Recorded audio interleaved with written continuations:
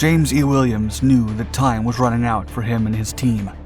Their 2 patrol boats had been ambushed by more than 50 Viet Cong sampans at the Mekong Delta, and enemy fire was tearing the gunboats apart.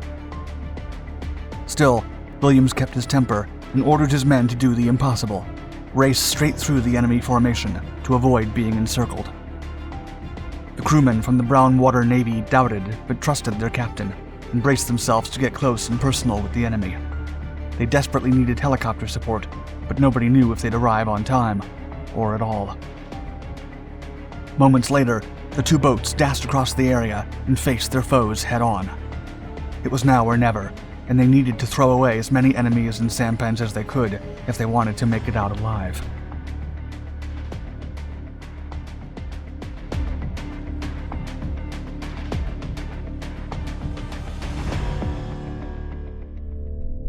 Brown Water Navy.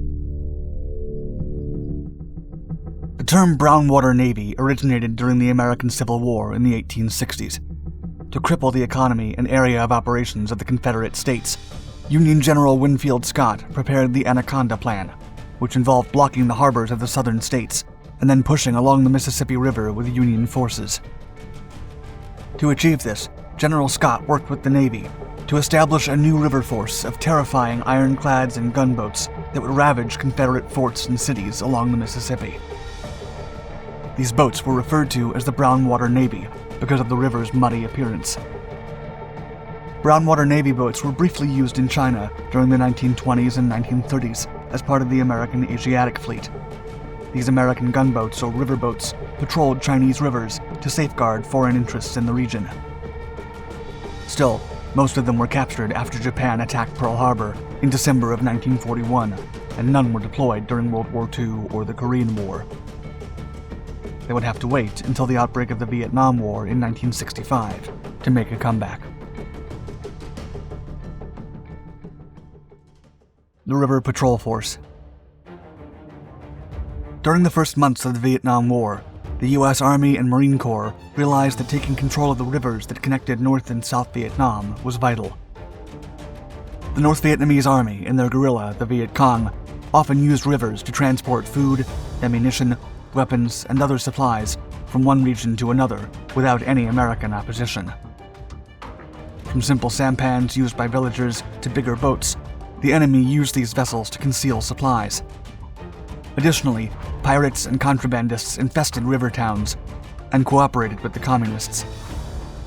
Consequently, on December 18, 1965, the United States Navy formally introduced the Brown Water Navy in Vietnam. The boats would be part of the River Patrol Force and the Mobile Riverine Force. Together, the U.S. Army and Navy would conduct joint operations to stop the flow of North Vietnamese troops, supplies, and communications into South Vietnam. The Army and Navy took inspiration from the Dina So, or French Riverine Force coastal patrols of the First Indochina War. The Mobile Riverine Force was tasked with not just fighting the enemy in the Vietnamese rivers, but also transporting soldiers, marines, and supplies to military outposts across Indochina. Also called the Riverines, their main base of operations was at Dong Tam Base Camp in the Mekong Delta River.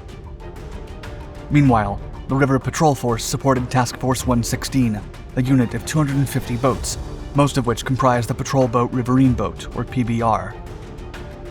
During the first months of 1966, the Brown Water Navy was composed of converted landing craft from World War II or modified small commercial boats. Still, the armed forces would quickly deliver authentic warboats with lethal equipment. Fighting the Mekong. The Army soldiers and Navy sailors that patrolled the rivers of Vietnam were tough men who fought at different combat fronts simultaneously. First and foremost, the men had to deal with the ambiance. Then there was the solitude. Once a boat made its way into inland waterways, they got little to no sun, and the sailors could only rely on their fellow boatmates. More importantly, there was the enemy, who knew the terrain well. The North Vietnamese were masters at blending with the jungles and forests, and like the many serpents found in Vietnam, they knew when to strike. River patrols were often attacked when they were most vulnerable, especially when patrol boat sailors stopped alongside Vietnamese sampans to check for contraband. The lightly armored boats were built for speed and constant movement, but lacked armored protection, and all types of grenades caused a lot of damage in the American ships. The most used gunboats were the Armored Troop Carrier, or ATC, the ASPB, and the Patrol Boat Riverine, or PBR. The PBR was the most used vehicle of them all, and was made of a small fiberglass hull and manned by a crew of 4. It saw action for the first time as part of Operation Game Warden in March of 1966 to deny the Viet Cong access to resources in the Mekong Delta. The River Patrol Boat. The small PBR patrol boat came in 2 variants, the Mark I and Mark II, the latter of which had a length of 12 feet, 1 foot longer than its predecessor. Both had a beam of 11.5 feet and a draft of 2 feet. The PBR displaced 14,600 pounds and was propelled by 2 jacuzzi water jet pumps, powered by 2 General Motors 220 horsepower diesel engines that resulted in speeds of over 20 and 30 knots. In addition, the boat was equipped with a Raytheon Pathfinder surface search radar and 2 AN/VRC-46 radios. In the hands of an able captain, the PBR was fast, highly maneuverable, and responsive. Offensive armament comprised a twin 50 caliber machine gun in a forward turret and a single 50 caliber MG located aft. Plus, a 40mm grenade launcher and an M60 machine gun were found on port and starboard amidships. The 31-foot fiberglass hull was resistant to tornado worms and other marine borers found in the Vietnamese rivers. Still, it was not immune to shrapnel from RPGs and other explosives, but armor plates did protect the engines and the coxswain's flat. The 4-man crew comprised a boat captain, seaman, engine man, and gunner's mate, all of whom often carried M16s, shotguns, M79 grenade launchers, a Starlight night vision device, and a 60mm mortar. James E. Williams. It was common to spot Navy lieutenants commanding river patrol operations across the Mekong. Such patrols often comprised 2 boats to face the enemies together. The soldiers and sailors were used to being overwhelmed and outnumbered by the North Vietnamese, but what they lacked in manpower, they made up for in firepower. Still, the PBR boats were highly vulnerable when they turned on their searchlights during night operations. The heroism of PBR crews was admirable. Historian and river water veteran Tom Cutler said that the PBR, quote, proved to be a fierce little combatant. The boats and the men who fought in them were truthfully characterized as proud, brave, and reliable. And Petty Officer First Class James E. Williams, in command of River Patrol Boat 105, was one of them. In May of 1966, Williams was assigned to the River Patrol Force and given command of PBR 105. Then, on October 31st, he was given a specific mission: to hunt down Viet Cong guerrillas located in an isolated sector of the Mekong Delta near Mai Tu. When PBR 105 and PBR 107 approached the area, the duo was greeted by small arms fire from a hostile sampan. Williams ordered them to return the fire, and they eliminated one of the enemy occupants. Still, the sampan fled to an adjacent smaller river, and they went after it. Little did they know that they were walking straight into a trap. Survival. As the 2 PBRs went after the damaged enemy sampan, they were greeted by a second one emerging from the waterway. The enemy sampan crew then opened fire with their AK-47 rifles and RPK machine guns, prompting a pursuit that quickly turned into a full-fledged combat encounter.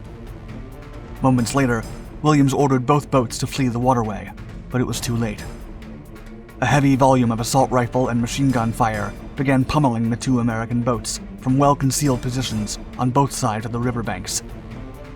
Williams then ordered his men to fire at will with everything they had. As the men fought their way out of the trap, the PBRs were confronted by more hostile Viet Cong, armed to the teeth aboard 2 junks. PBR 105 and PBR 107 were outnumbered and outgunned in a matter of minutes.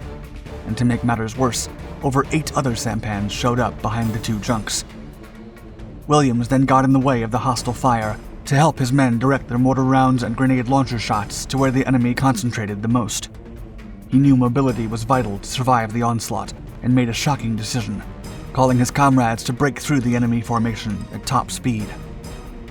The 2 patrol boats then crashed at high speed right through the Viet Cong formation, smashing some sampans along the way and sending enemy soldiers into the water.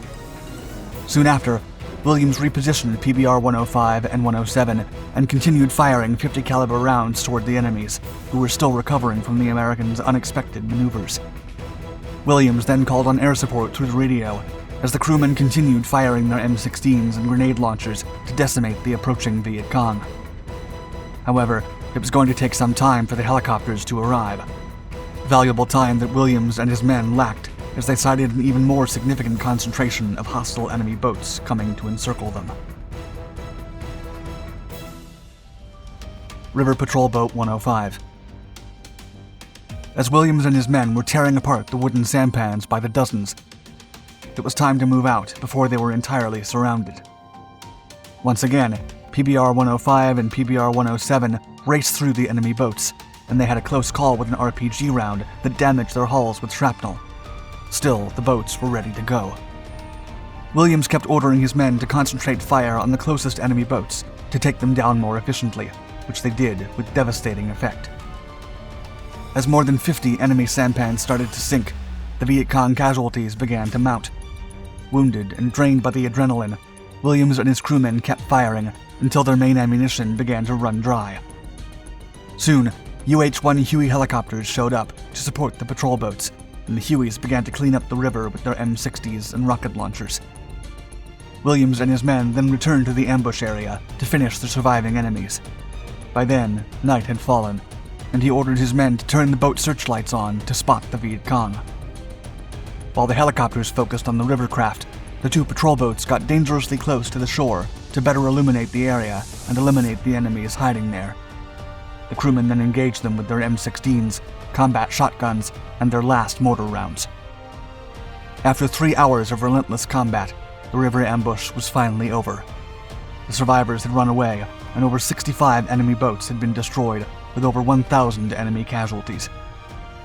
James E. Williams was awarded the Medal of Honor on May 14, 1968, for his courage and leadership shown during the October 1, 1966 patrol mission. Meanwhile, the Brown Water Navy and its brave Army and Navy crews would continue fighting across the rivers of Viet Nam, and many patrol boats would become essential for delivering and extracting special forces, such as the Green Berets and MACV-SOG personnel, during classified operations as the war came to an end.